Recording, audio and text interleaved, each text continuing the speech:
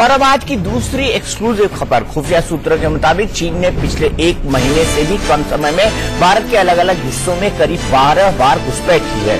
यह घुसपैठ 20 से 28 दिसंबर के बीच हुई। इनमें अरुणाचल प्रदेश और लद्दाख के कई इलाके शामिल हैं। 20 दिसंबर की सुबह 9:30 बजे चीनी सैनिक कुछ देर तक लद्दाख के ट्रिग हाइट इलाके में रहे। इसके बाद 21 दिसंबर की सुबह 6:30 बजे और फिर 26 दिसंबर की दोपहर 12:30 बजे चीन के सैनिक गाड़ियों से करीब 6 किलोमीटर अंदर तक घुस आए। चीन ने इस इलाके में 4 दिन बाद भी घुसपैठ की।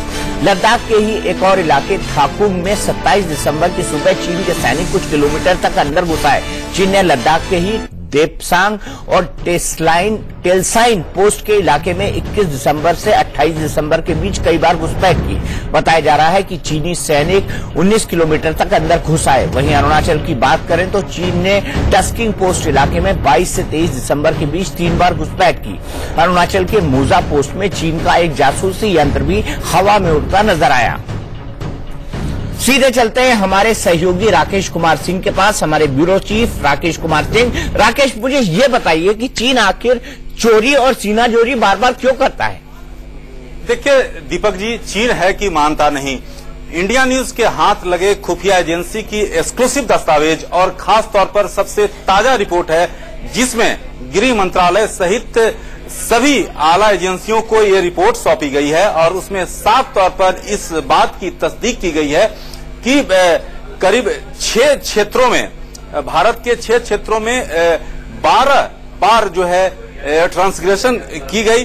और सबसे महत्वपूर्ण चिंता ये जताई गई कि लद्दाख के देपसांग क्षेत्र में जो पीएलए है 19 किलोमीटर तक भारतीय सीमा में उन्होंने घुसपैठ की।